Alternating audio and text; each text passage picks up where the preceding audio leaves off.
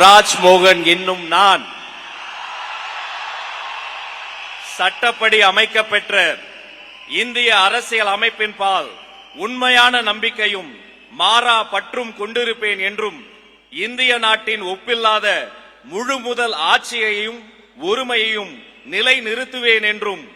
தமிழ்நாட்டு அரசின் அமைச்சராக உண்மையாகவும் உளச்சான்றின்படியும் என் கடமைகளை நிறைவேற்றுவேன் என்றும் அரசியல் அமைப்பிற்கும் சட்டத்திற்கும் இணங்க அச்சமும் ஒருதலை சார்புமின்றி விருப்பு வெறுப்பை விலக்கி பலதரப்பட்ட மக்கள் அனைவருக்கும் நேர்மையானதை செய்வேன் என்றும் ஆண்டவன் மீது ஆணையிட்டு உறுதி கூறுகிறேன்.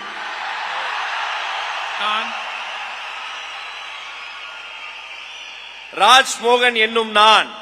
தமிழ்நாட்டு அரசின் அமைச்சர் என்ற முறையில் எனது கவனத்துக்குள்ளாவதும் தெரிய வருவதுமான எந்த பொருளையும் அமைச்சரின் கடமைகளை உரியவாறு நிறைவேற்ற தேவையான அளவுக்கன்றி